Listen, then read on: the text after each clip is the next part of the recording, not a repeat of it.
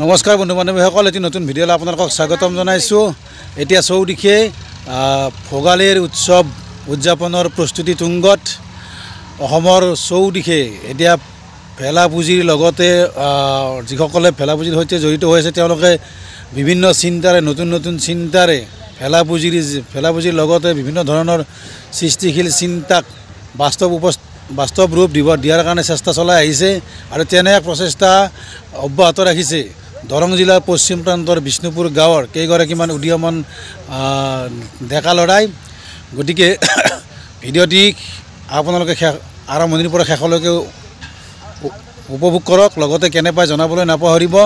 গতিকে তেওঁলোকেনো কি সৃষ্টি কৰিছে তাকে জানিবলৈ মই এতিয়া আপোনালোকক তেওঁলোকৰ ওচৰলৈ যাম, লগতে তেওঁলোকৰ সৃষ্টিশীল চিন্তাক আপোনালোকৰ মাজলৈ লৈ আহিবলৈ চেষ্টা কৰিম। গতিকে ভিডিঅ'টি আৰম্ভণিৰ পৰা শেষলৈকে চাই থাকিবলৈ নাপাহৰিব। এয়া মোৰ পিছফালে যি দৃশ্য আছে সেয়া হৈছে আমাৰ আহোম আৰু মোগলৰ মাজত যি যুদ্ধ হৈছিল, যি যুদ্ধত আমাৰ মুখ্য সেনাপতি লাচিত বৰফুকনৰ নেতৃত্বত যি যুদ্ধ হৈছিল, সেই শৰাইঘাট যুদ্ধৰ এটি সুন্দৰ পৰিৱেশ তেওঁলোকে ইয়াত সৃষ্টি কৰিবলৈ সক্ষম হৈছে। এখন নৌকাত লাচিত বৰফুকনৰ লগতে কিছু সৈন্যক এওঁলোকে ইয়াত উপস্থাপন কৰিছে। এক সুন্দৰ পৰিৱেশ ইয়াত বিৰাজমান হৈছে। সুন্দৰ পৰিৱেশ, আগত লাচিত, লগতে পিছফালে তেওঁলোকৰ কিছু সৈন্য। ইয়াত তেওঁলোকে ইয়াৰ মূৰ্তি বনাবলৈ চেষ্টা কৰিছে। এক সুন্দৰ পৰিৱেশ, নান্দনিক পৰিৱেশ। এই এওঁলোকে আৰু এটি মূৰ্তি তেওঁলোকে সৃষ্টি কৰি আছে, ইতিমধ্যে আধৰুৱা হৈ আছে। সেয়া হৈছে ৰাৱণ। আমি যে বিজয়া দশমীত ৰাৱণ যি দাহন কৰা হয়, সেই দাহনৰ বিজয়া দশমীৰ যি দৃশ্য তাক উপস্থাপন কৰাৰ কাৰণে ইয়াত এটি ৰাৱণৰ প্ৰতিমূৰ্তি তেওঁলোকে বনাবলৈ চেষ্টা কৰি আছে আৰু কিছু কাম কৰাৰ পিছতে এই মূৰ্তিটো সম্পূৰ্ণ হ'ব।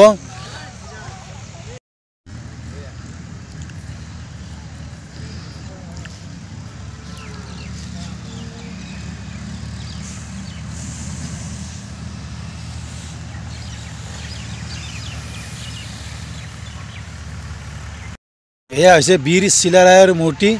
তেওঁলোকে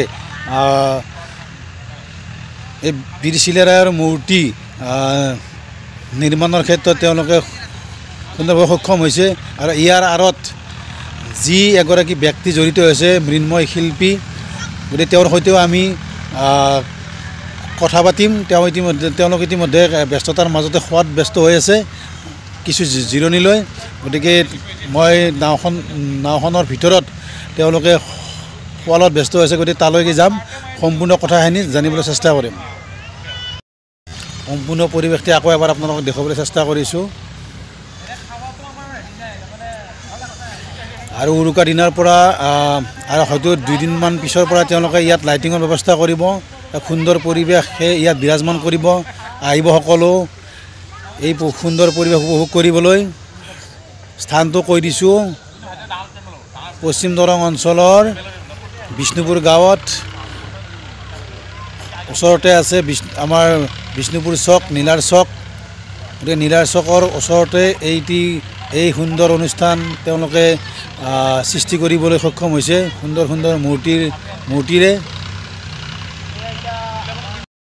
এয়া এই সুন্দৰ যি নিৰ্মাণ চলি আছে, সেই নিৰ্মাণ কাৰ্যৰ লগত জড়িত হৈ থকা এয়া আমাৰ ডেকা ল'ৰাসকল। গতিকে এওঁলোকৰ মনৰ পৰা মনত কিদৰে এনেকুৱা চিন্তা আহিল সেই বিষয়ে কিছু আলোচনা কৰিম। কামৰ মাজতে এওঁলোকে এতিয়া খোৱাত ব্যস্ত হৈ আছে। এয়া মোৰ লগত আছে এগৰাকী মৃন্ময় শিল্পী। তোমাৰ নামটো কি আছিল? ধীৰাজ ডেকা।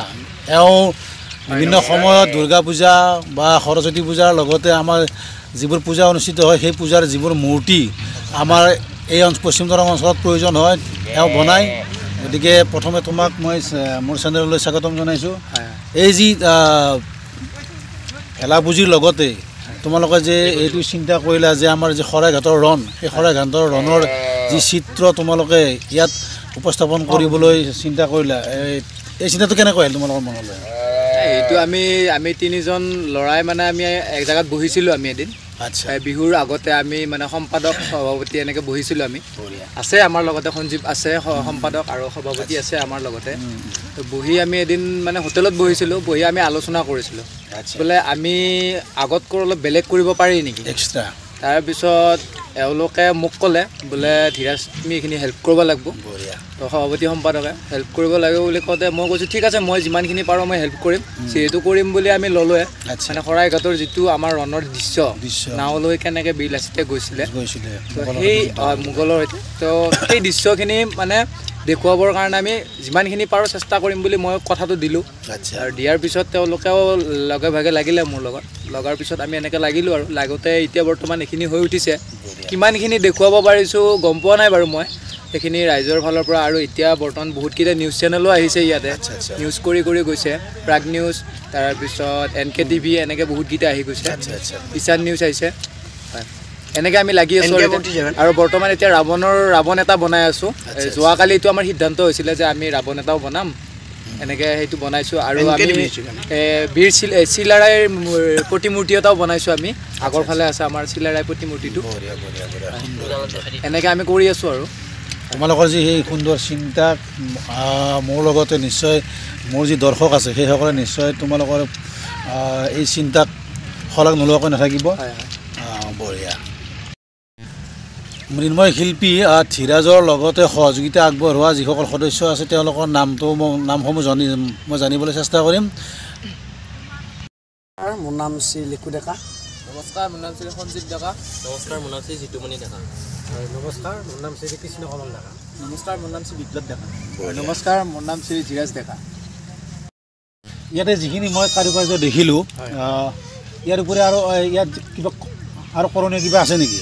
ইয়াতে আৰু কৰণীয় বৰ্তমান নাই। আৰু লাইটিঙৰ কিছুমান আমাৰ লাইটিঙৰ ডিজাইন আহিব ইয়াতে।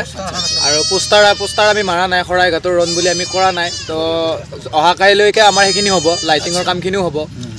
লাইটিঙৰ কাম থাকিব বহুতখিনি, বিভিন্ন ধৰণৰ চাউণ্ড থাকিব বীৰ লাচিতৰ কিছুমান। আৰু উৰুকাৰ দিনাখন থাকিব আমাৰ বিভিন্ন ধৰণৰ আমাৰ কিছুমান লাইটিঙৰ বিশেষকৈ ডিজাইন আহিব আমাৰ ইয়াত। লাইটিংটো কালি হ'ব নে পিছত হ'ব? কালিৰ পিছত হ'ব, মানে পৰহি মানে আমাৰ হ'ব আৰু অহা পৰহি মানে। আৰু যদি সুবিধা হয় তেতিয়াহ'লে লাইটিঙৰ সুন্দৰ ব্যৱস্থাখিনিও মই দেখুৱাবলৈ চেষ্টা কৰিম। হয়, এইটো ভিডিঅ' একেবাৰে লাইটিঙৰ সৈতে একেলগে দিম নেকি? একেলগে দি দিব। হয়, ভাল লাগিব তেতিয়াহ'লে। ঠিক আছে। সভাপতি সম্পাদক জনোৱা মতে 6 বজাৰ লগে লগে মঠস্থলীত সমূহ সদস্যৰ উপস্থিতি আন্তৰিকতাৰে কামনা কৰা হ'ল। কিয়নো মঠস্থলীত এতিয়াও বহুতো কাম বাকী আছে।